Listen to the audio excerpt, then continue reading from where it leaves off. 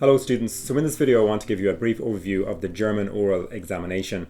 As you probably know already, the German oral exam is worth 25% of your examination at Leaving Certificate. The other percentage is made up, of course, of the reading and the oral and then the writing and grammar sections. Now, the German oral exam, it doesn't seem like a lot, but actually the German oral exam is fundamental to doing well in your Leaving Certificate exam, because a lot of the material that you prepare for your oral exam, it provides a brilliant foundation for later use, let's say, in the written part of the exam. I remember when I did my oral exam, I had a small A5 copy, just the standard schoolbook copy, and in it I had all of my topics and all of my answers done out, and this really gave me a lot of confidence going into the oral exam. And I remember that copy was very, very well used, and I went over it again and again. And that's what I'd recommend to you. As it stands now in 2022, we're not that far away. We're about 4 or 5 weeks away. I think it's 4 weeks away from the scheduled oral exams. And really at this stage, you should be finalizing that set of notes that you're going to use in the oral exam and just go over it again and again and again until you know it really, really well. So what I propose today is to just go through the notes that I give to students and the notes that I use, and of course you'll have to edit them and adopt them for yourself, but they will provide you hopefully with a good foundation to use in your German oral exam. One other thing I would just say as a starting point is that I don't know what type of student you are, whether you're confident already in the oral or whether you're struggling even to get started, but when it comes to the oral exam, students that do well are students that go in prepared. And by that I mean that the analogy I give to students is that if you met somebody on the street and they were just talking and talking and talking and they never stopped and they never asked you a question, you would say that person is rude and they're impolite. But when it comes to the oral exam, that is exactly the type of person you want to be. You want to be that student who has a paragraph of an answer for every question they're asked and who really continues on. It has to be relevant, of course, but that really continues on speaking and doesn't need to be constantly prompted by the examiner. A weak student is a student that just gives a line of an answer perhaps to every question. You want to be a student who has maybe 4 to 5 lines of an answer to every question. So for example, if you're asked where do you live, that you would say Ik wohne in Dublin, but then you go on and give maybe 10 sentences describing Dublin without being prompted by the examiner. And if they don't interrupt you at that stage, go on and talk about why you like or don't like where you live, and then go on maybe and talk about what there is for tourists to do in that place. So let's have a look at the brief overview of the oral. I have a handbook that I'm going to go through. If you'd like a copy of this, just pop it into the chat. I'll go through this handbook and really just explain what the basics of the oral are to start us off. So you can see here in this little diagram that reading is, as I've said already, that's the breakdown. I won't go through that again. How the German oral exam is marked, you might find this little pie chart useful. So it says here general conversation is 40%, picture stories are 30%, and then role plays are 30%. So the general conversation is what I'm focusing on in this class. And when it comes to general conversation, I always tell students that it's quite predictable. Nothing is 100% predictable, but it's quite predictable, and I really divide it up into 8 topics, and those 8 topics I would say are Ich und meine Familie, that's the first one. Then 2, der Wohnort, so where you live, where you're from. 3, die Schule, talking all about your school. 4, and related to die Schule, I would put as Deutsch, German, so what do you do in German class, and so on. Number 5, I would put your hobbies, so hobbies on Freizeit, be able to talk about your own hobbies. Number 6, if you have a Nebenjob, a part-time job, Teilzeitarbeit, be able to talk about what you do in the part-time job and so on. Number 7, Deutschland oder im Ausland, so were you ever abroad? This is a section, this is an area where it's very common to be asked a question in the past tense. And finally, Pläne für die Zukunft, or just the general topic of die Zukunft, what would you like to do in the future? So these 8 topics, I would say, summarize really most of the preparation that you'll need to do for your oral exam. And if you prepare an answer for each of these 8 topics, you will do very, very well in the Leaving Cert oral exam. So in this class, what I want to do is just jump through some notes for each of these topics. And in this particular class, we may only get through the first 4, and that is Ich und meine Familie, der Wohnort, Schule und Deutsch. So what I'm going to do here, first of all, is just run through the basics for a student that perhaps wants to be reminded, and everybody at times needs to be reminded of the basics in this. And I'm going to just read through this simply and fill in the blanks. This is really just a sheet with blanks on it, and we'll get to some more notes in just a moment. So, wie heißen Sie is a very common question, and then you would put here, ich heiße, and then your first name, your second name. You can say, Eva ist mein Vorname, und mein Nachname ist Murphy. You could say that. Second question, wie alt sind Sie? So, ich bin, so most students will be 18 Jahre alt. Be able to say your birthday. So, for example, ich habe am 1. Juni Geburtstag. And there are a couple of those there. Be careful with the longer ones like 21. or with a month like April. You want to pronounce it properly. Thirdly, then, you could just go straight into the self-description. So, beschreiben Sie sich. Here are some nice adjectives you can use. Freundlich, friendly. Faul is lazy. Fleißig is hardworking. Locker is easygoing. Gut aussehend, good-looking. Schön und intelligent. Ehrlich is honest. Gut gelaunt is good-humored. Höflich, polite. Vergesslich, forgetful. Schüchtern is shy. Musikalisch, musical. Sportlich is athletic.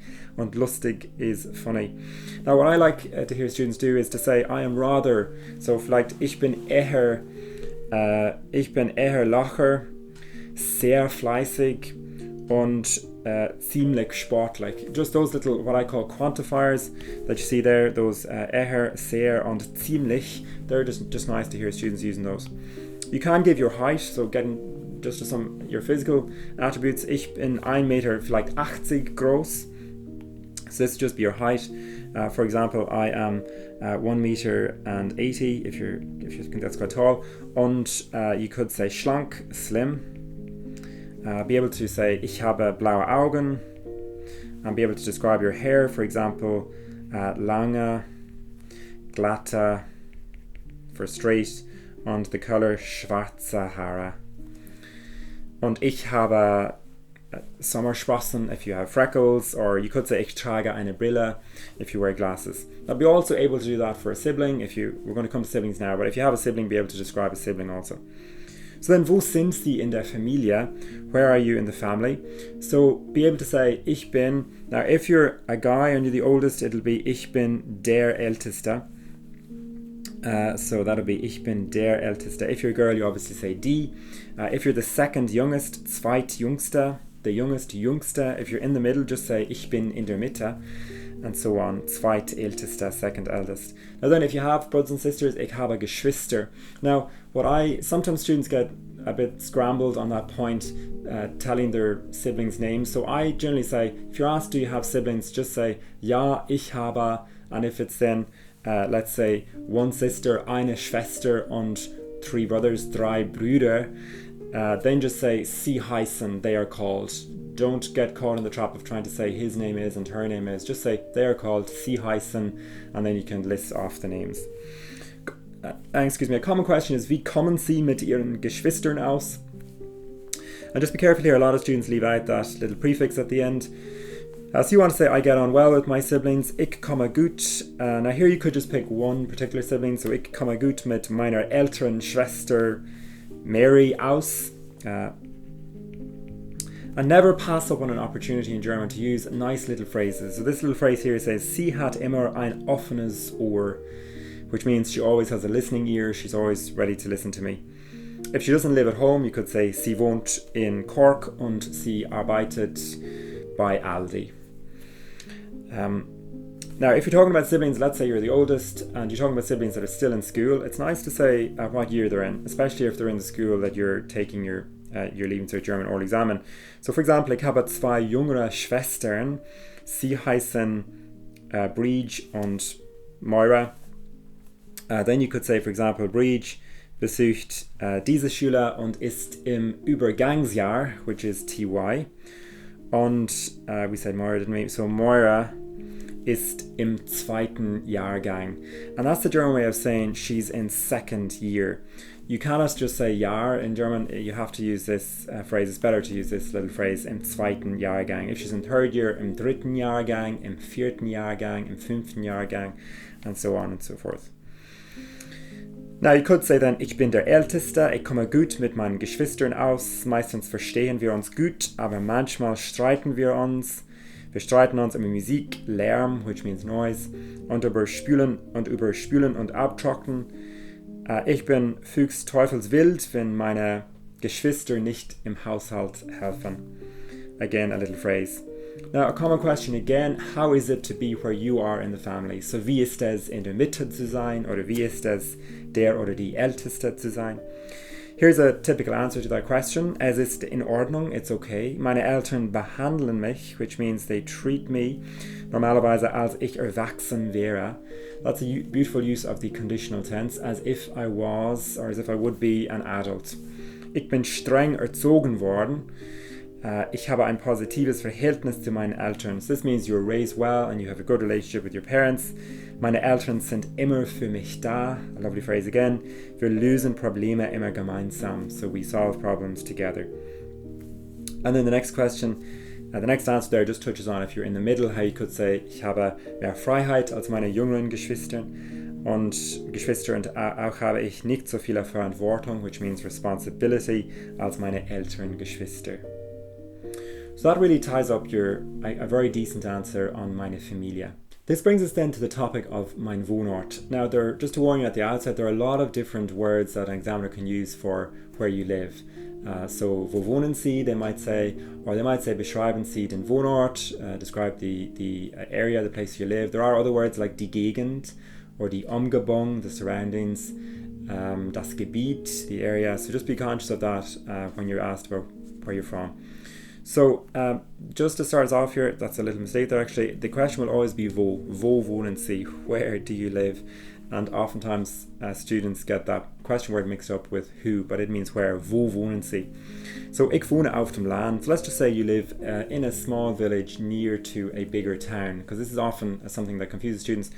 So this, you'd be better off, oftentimes it's better off just to be as honest as possible and to try and build a realistic answer to the question. So you could say, ich wohne auf dem Land, I live in the countryside, der Ort heißt, and just give the name of the village there. Then you could say, ich wohne vielleicht 10 Kilometer von der Stadt, so I live 10 kilometers from a bigger town. So let's say the town is Athlone. Ich wohne 10 Kilometer von der Stadt Athlone. Es ist sehr günstig, it's very convenient. What type of house do you live in? You could just throw that in. Ich wohne in einem Einfamilienhaus. I live in a detached house. There are other types of house there. If you live in an estate, ich wohne in einer Wohnsiedlung. Of course, you might live in einem Einfamilienhaus in einer Wohnsiedlung. A very common question to get then is, wohnen Sie gern here? Do you like living here? So be prepared for that. Ich wohne sehr gern here. Always better to be positive where you can. You could say then, in Athlone ist viel los. So in Athlone, there's always a lot happening. Ist immer viel los. Now, if you want to say the opposite, I've got that in here, so you can just use the opposite part of that. Es gibt viel zu tun. There's always much to do. Es gibt viel zu tun. If you want to say there's nothing to do, es gibt nichts zu tun. A lovely little phrase to use is to say the school is just nearby. And a lovely phrase for that in German is, die Schule ist nur einen Katzensprung entfernt, which means it's a stone's throw away, or literally it's a cat's jump away. Die Schule ist nur einen Katzensprung entfernt. Now, of course, you can use other things here. It doesn't have to be die Schule. You could say der Fußballplatz ist nur einen Katzensprung entfernt, or something else, some other place that you go a lot. Now, it's critical that you're able to give a paragraph or more describing where you live. So do not be unprepared for that. It doesn't bode well for you if you haven't prepared at least a paragraph describing your town. And it can be really simple. For example, something like Athlone hat ungefähr 20,000 Einwohner. So I'm not sure how many people live in Athlone, but I'm just picking Athlone as a random, but you could pick a different town. So Athlone, the town nearest to you, obviously. Athlone hat ungefähr, let's say, 20,000 Einwohner. Now, let's say you go to a different town shopping. You could say, ich gehe in Mullingar einkaufen, weil es größer ist. So perhaps you live between two towns and you want to say, I go to this town shopping, weil es größer als Athlone ist. But stick with one town, the town that you normally, or that you live closest to. Be able to list off a line of different features that are in your town. So for example, es gibt eine Bibliothek, there's a library, viele schöne Restaurants, 5 Supermärkte. And always try and pronounce the A umlaut a bit like an A sound. Es gibt 5 Supermärkte, or 5 Fußballplätze rather than Platz. Ein Einkaufszentrum, a shopping centre, and again with the Z sound, try and give that kind of a pizza sound. Einkaufszentrum, examiners will pick up if you're making an effort with the pronunciation, makes a huge difference. Drei Schulen, 3 schools, you could say eine Grundschule or the drei Grundschulen, einen Rugbyplatz, and then a rugby pitch. You could also comment, especially if you live auf dem Land, you could comment on the countryside, the scenery. What is die Landschaft like? Wie ist die Landschaft? Die Landschaft ist wunderschön. Es gibt Felder, which is fields, Seen, which is lakes, Berge, mountains, alte Gebäude, old buildings, ein Schloss, a castle, Wanderwege, hiking paths, so a bit like the Greenway, and Moore, if there's bogs around about. So here is a more comprehensive answer to that question, all put together, which I won't really read, but perhaps you can read it there on the screen. Again, if you want to give a slightly more comprehensive answer as to why you like the place, I put that in here under Ihrer Meinung nach. So they might ask you, ist Mullingar eine schöne Stadt, Ihrer Meinung nach? Is it a nice place in your opinion? Ehrlich gesagt wohne ich nicht so gern hier, which means honestly, I don't really like living here. Es ist todlangweilig, it's very boring, denn es gibt nichts für Jugendliche zu tun. Die Arbeitsmöglichkeiten sind auch sehr schlecht. Es gibt fast keine jungen Leute, denn die meisten fahren nach Dublin, um eine Arbeitsstelle zu finden. Just a little phrase there, the noun, die Arbeitsmöglichkeiten. That is a really useful phrase. It's just really the work possibilities, the work options. And you can also say die Einkaufsmöglichkeiten or die Freizeitsmöglichkeiten as well. Now, a nicer answer, a more positive answer, which I always encourage students to be positive, is to say, of course, I love living here. Natürlich wohne ich gern in Mullingar und möchte dort immer wohnen. So I'd like to live here always. Meine Familie und Freunde wohnen hier. Man ist nicht weit von allen Einkaufsmöglichkeiten und Freizeitmöglichkeiten. Es gefällt mir dort, weil immer was los ist. That's a nice phrase, meaning there's always something going on. Die Arbeitsmöglichkeiten sind auch ziemlich gut und es ist einfach, einen Nebenjob zu finden. And if you wanted to talk about your part-time job and you throw in a sentence like that, it can always act as a bridge to talking about another topic like your Nebenjob. You could talk a little bit about the agriculture here. Landwirtschaft ist sehr wichtig. Viele Leute arbeiten auf dem Land. Andererseits, on the other hand, arbeiten viele Leute in Büros und kleinen Geschäften und andere arbeiten auch in Fabriken, which are factories. In letzter Zeit, a lovely phrase which means recently, haben viel mehr Startups und Kleinbetriebe in der Gegend geöffnet. Now, just in terms of the icing on the cake when it comes to where you live, if you're running out of something to say, it is lovely to talk a little bit about tourists and what there is in the area for tourists. And this is just a little paragraph that you can use to do that. You'll have to adopt it for where you are. But here's something you could say. Der Ort ist bei Touristen sehr populär, besonders. So oftentimes when you have a main town, like let's say Castlebar in County Mayo, you might have another town like Westport a bit further away, which is more renowned for tourists, or tourists are more likely to go to. And there are many other examples around Ireland you can give of this, where there's a town that's maybe more commercial, and then there's a town that's more touristy beside it, which is smaller, but tourists tend to go there more. So this would be a good example to talk about that. So you could say der Ort ist bei Touristen sehr populär, besonders. So let's say you live in the Midlands, you could say Athlone is more popular with tourists, maybe. Eine Stadt ungefähr 45 Minuten weit entfernt. That shows a bit of a niche when you're apart. You're talking about another town that's 45 minutes away. Dort gibt es ein altes Schloss. There's an old castle there und auch eine Kunstgalerie. Auch gibt es ein schönes Museum, wo man viele interessante Dinge sehen kann. This means where one can see, or you can see, lots of interesting things. Es gibt viele Informationen erhältlich.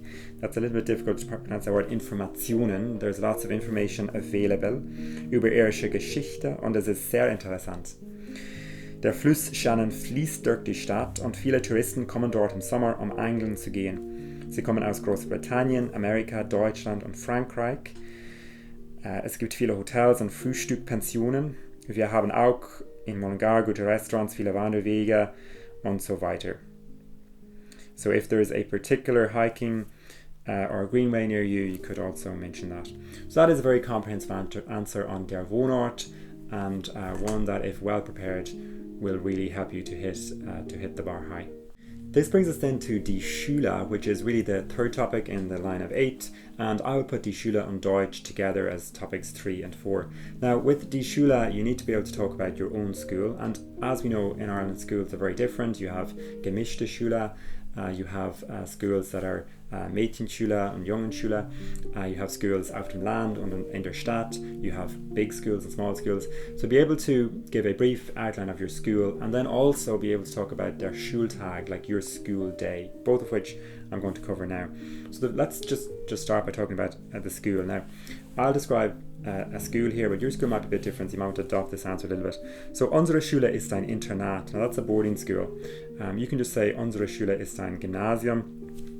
If your school is sort of the typical school in Ireland that prepares people for university, then you could just say ein Gymnasium.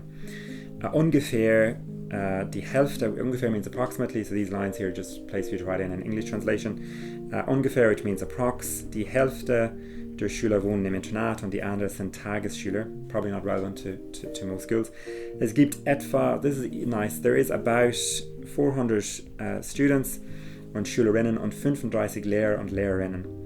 So be able to say in very quickly how many students attend the school. It's very nice for an examiner who comes to the school to say straight away, well, this is a big school, or it's a medium-sized school, or it's a small school. Wir haben eine Bibliothek, eine große Turnhalle. If it has a particular name, you can write it in there. Viele Laboren, that's laboratories. Ein Lehrerzimmer, that's a staff room. Einen neuen Hockeyplatz oder einen neuen Rugbyplatz oder einen neuen Fußballplatz if you have a new pitch. Und ein paar Rugbyplätze. Wir haben auch schöne grüne Schulgelände. This is a nice thing to say if you're in a school which is out the countryside and it's got nice surroundings. We have nice school grounds.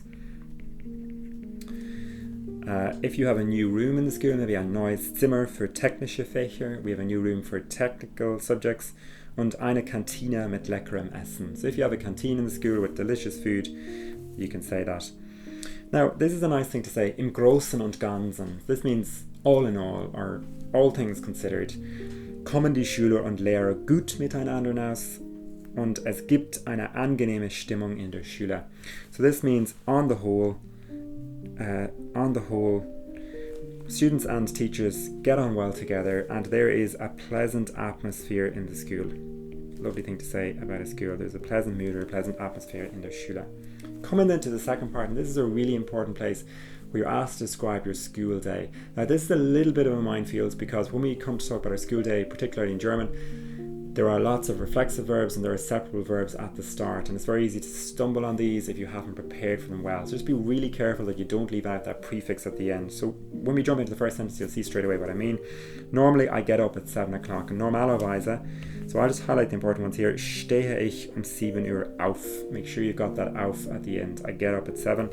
Ich wasche mich, that's a reflexive verb. And then a reflexive and separable verb together. Dann ziehe ich mich an, which means I get dressed. Dann ziehe ich mich an. Ich esse kein Frühstück. Now, of course, you should eat breakfast, so you could say ich esse Frühstück, Toast mit Cornflakes oder Toast mit Butter und Käse or whatever it might be. If you don't eat breakfast, ich esse kein Frühstück, aber ich trinke einen Kaffee. I drink a coffee. Die Schule beginnt, so when does school begin? Now, if you're saying how you get to school, which isn't here actually, but ich komme jeden Tag mit dem Bus zur Schule. Be really careful with that. Examiners will be looking to see, are you following time, manner, place? Do you say, ich komme mit dem Bus zur Schule? Always put the zur Schule at the end. Or ich komme zu Fuß zur Schule if you walk to school. Oder ich komme mit dem Auto zur Schule. Just a small thing there. Die Schule beginnt 5 vor 9, if it begins at 5 to 9, oder es beginnt 9 Uhr, die Schule beginnt 9 Uhr. Aber es gibt eine Schulversammlung. Now if you have a school assembly or something like that, earlier you can mention that, 4 vor 9. Jede Unterrichtsstunde dauert 40 Minuten. Normally there are 40 minutes or an hour, so dauert 60 Minuten oder dauert eine Stunde. You could say that. Then you could just very briefly, and don't get too hung up on this, but describe your school day. Wir haben 3 Stunden bis 5 vor 11 Uhr und dann eine kurze Pause, a short break. Nach der Pause haben wir noch 3 Stunden bis zur Mittagspause 10 nach 1. Die Schule ist 4 Uhr aus. That's a nice way of saying school is over at 4 o'clock. What do you do after school? Nach der Schule treibe ich Sport. This means I do sport. Nach der Schule treibe ich Sport. Ich bin Mitglied, I'm a member of an athletic club and I train every Wednesday evening. Man bleibt dadurch fit, one stays fit that way. Ich finde Sport einen guten Ausgleich, which means a good balance to school stress, zum Schulstress. Ich spiele sehr gern draußen Basketball. Meiner Meinung nach ist das fantastisch. Nach dem Abendessen verlese ich, which means I laze about. Früher, which means earlier, habe ich Fußball und Basketball gespielt, aber jetzt habe ich keine Zeit dafür. Now I don't have any time. Ich unterhalte mich, this is a nice way of saying I chat or I converse with my family. Und dann mache ich meine Hausaufgaben, natürlich. Dieses Jahr muss ich viel länger lernen, weil ich das Leaving Cert mache. Jetzt habe ich die Nase voll. A lovely little phrase which means I'm up to my eyes. I've had enough, sort of thing. Now, haben Sie ein Lieblingsfach? Very common question here. Ich habe sogar 2. Geschichte finde ich sehr interessant und Religion gefällt mir auch. Ich mache den Leistungskurs, which means I'm doing higher level in both subjects. Be careful with subjects. Fach is one subject and Fächer is more than one subject. It's the plural. Just make sure you pronounce it well. If you have 2 subjects, meine Lieblingsfächer sind. If you have just one favorite subject, mein Lieblingsfach ist. Just be careful with that. Ich mag diese Fächer, denn ich interessiere mich für Philosophie. Ich lese sehr gerne die Bücher der Philosophen. Ich bekomme immer gute Noten in diesen Fächern. Lovely way of just a really good reason why I like the subject. I get good grades in the subject. And then subject you might have difficulties with. Mit Mathematik habe ich Schwierigkeiten manchmal und ich mache natürlich, which means of course I am doing ordinary level. Of course, den Grundkurs. So on the next page then we have a list of vocabulary here, die Vokabeln für die Schule, and here is just a page with different sections on it that will help you build a little profile of your own school. Another thing I should say at this juncture is that it is very difficult to prepare a section for every possible question. In fact, it's impossible that you might be asked. And one clear example of this that I meant to mention is back when we were revising for Die Familie, one question you could be asked, for example, is Wie helfen Sie im Haushalt? So how do you help around the house? So have an answer on that about maybe a couple of chores that you do. But even if you do get a question like that, you can always lead it back into how your relationship with your brothers and sisters or something else that you have prepared, as long as it's relevant, of course. So 2 examples of places of that here, again, would be die Regeln, so es gibt viele Regeln. Here we have, for example, es gibt viele Regeln, and we also have a little section here on die Uniform. So be able to talk about your uniform, die Vorteile und die Nachteile von der Uniform, be able to mention that also. This brings us on then finally to the last section, which is Deutsch. And before I get into this section, I might just mention one other thing, and that is that on my website there are these 2 little sheets which relate to idioms, and there are 2 sheets in particular that would help you for the oral. One is on die Familie and the other one is on die Schule. And they're called idioms and phrases, I think. They're also, or perhaps primarily useful for the written part of the exam, but I'll just give an example of how you might use these in preparing your notes for the German oral. There's one, and the title of it is Ich und meine verrückte Familie. And what I do on this sheet is really just, I have about 9 on each sheet, little phrases which add colour to your German oral. And colour is really important. Any student across the country can learn the very basic sentences and the predictable sentences like Ich habe 4 Schwestern in meiner Familie. Or ich komme gut mit meiner Schwester aus. But to say something like, for example, you'll see here on this sheet, mein jüngerer Bruder ist ein richtiger Faulpelz. And you could also say, ich hasse es wie die Pest, wenn nicht im Haushalt hilft, das geht mir auf den Wecker. So there are plenty of little phrases here that you can use to just add a little bit of colour. There's another sheet then, and that sheet relates to die Schule. Again, it's a list of idioms. And again, you can find one maybe that summarizes how you feel about something yourself. There are 2 examples down here. For example, when we come to talk about German, there's a really lovely phrase here from Ludwig Wittgenstein. He says, Die Grenzen meiner Sprache bedeuten die Grenzen meiner Welt. The boundaries or the parameters of my language mean the parameters of my world or limit my world. Another one that's less maybe aspirational is this one here. Sprachen lernen ist schwierig, nach der alten Sage, deutsche Sprache, schwere Sprache. And just to throw in something like that would really add a lot of colour to your writing. So on the topic of German, let's go back and have a look at what you might say to describe what happens in your German classroom. I've called this section Deutsch, and you'll see it's here as section 4 in the oral handbook. So the first question I've down here is just generally, wie finden Sie Deutsch? And I always say to students, be positive. Even if you find German difficult, the examiner is going to know that. They really will be appreciative if you say, ich finde Deutsch schwierig, aber die Sprache ist interessant, oder der Unterricht ist interessant, oder ich finde die Vokabeln einfach, if there's a particular part of it that you find easy. So I've written here, ich schwärme für Deutsch. That's a lovely phrase to use. Ich schwärme für Deutsch. Oder ich mag Deutsch if you're not quite as passionate. Aber ich finde manchmal die Grammatik ein bisschen schwierig. And the line here is just to fill in the translation. So ein bisschen means a little. I find the grammar a little difficult. The question then that is often asked is, was machen Sie konkret in Deutsch oder im Deutschunterricht? And this is, what do you do specifically in German class? And unless you're prepared to answer this question, you are probably going to get stuck. It's quite difficult to rhyme off a list of things you do in German class unless you've prepared for it. So here are some good examples. Wir üben Grammatik. We practice grammar. You could always throw in Übung macht den Meister, that little phrase. Wir lesen literarische Texte. We read literary texts und beantworten Fragen dazu. Wir lesen Texte über Deutschland, Österreich und die Schweiz. Wir reden über uns selbst und besprechen verschiedene Themen. Besprechen is to discuss, so we discuss different themes. Wir üben Rollenspiele und lesen Bildergeschichte vor. Wir diskutieren Themen wie die Probleme der Umwelt und Ausländer. So Ausländer are immigrants, zum Beispiel die Energiekrise. This would be one that's maybe a little bit more topical to today, the energy crisis, the manufactured energy crisis, you could say. Wir vergleichen is we compare Deutschland und Irland. We compare Germany and Ireland. And then ab und zu, which is a little phrase that means occasionally or now and again, zeigt uns der Lehrer deutsche Filme oder Fernsehsendungen. Again, a very common follow-up question. Was finden Sie schwer beim Sprachenlernen? Or was finden Sie schwierig beim Sprachenlernen? What do you find difficult with language learning? Am Anfang is at the start, or at the beginning, habe ich die Vokabeln schwierig gefunden. Die Grammatik auch ist ein Problem. Es ist zu schwer für mich. Die Zeitformen, that's the tenses, und die Fehler, which is the cases, sind ziemlich verzwickt, that's tricky. Ich weiß nie, ob ein Verb stark oder schwach ist. So stark und schwach are just different ways of saying regular or irregular verbs in German.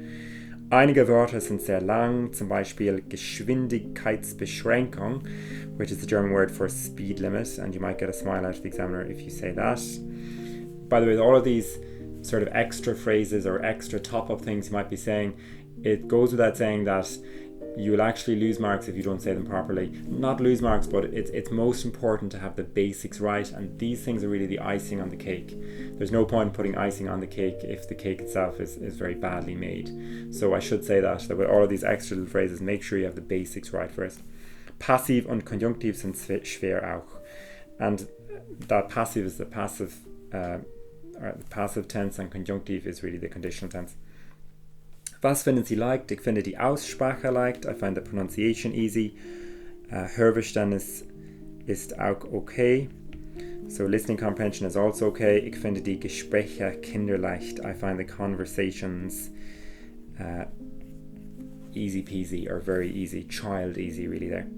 Lohnt es sich is it worth it to study foreign languages? So is it worth it? Ja, sie sind wichtig für verschiedene Berufe wie Übersetzer, Dolmetscher und Reiseleiter. I won't write those in, but Übersetzer is a translator, Dolmetscher is an interpreter, so somebody who's working more with a real live scenario. Und Reiseleiter is a tour guide. Natürlich sind sie auch wichtig für Firmen, die exportieren und importieren, und für Banken und Hotels. Finally, Schule in Irland and Deutschland. This is a theme that might arise naturally if you said that you went on a Schüleraustausch, Student Exchange oder eine Reise nach Deutschland. Was sind die Unterschiede zwischen die Schule oder die Gesellschaft in Irland und Deutschland? Die Ähnlichkeiten just means the similarities, und Unterschiede are the differences.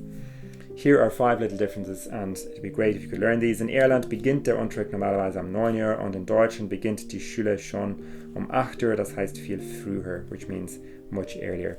Natürlich tragen die meisten Schulen in Irland eine Uniform, aber in Deutschland tragen die Schüler keine Uniform. Wir haben 9 oder 10 Stunden Unterricht am Tag. We have 9 or 10 classes a day. Now this isn't true anymore in some schools. In some schools in Ireland there are only 6, but many schools still have 9 or 10. Während deutsche Schüler nur 6 Stunden haben. Deutsche Schüler bekommen nur 6 Wochen Sommerferien, so they only get 6 weeks of holidays, und der Schultag ist hier viel länger als in Deutschland. So that provides you with hopefully some good notes on die Schule, Deutsch, and of course die Familie und der Wohnort. Having these 4 sections well prepared will provide you with a brilliant foundation on which to enter the German oral exam and to do very, very well. As I said, there are a couple of other sections which we may have a look at also in another video. Hobbys und Freizeit, Nebenjob if you have a part-time job, im Ausland, and your plans für die Zukunft, your plans for the future. But until then, I hope you find these resources useful, and I wish you well in your preparation for the German oral exam.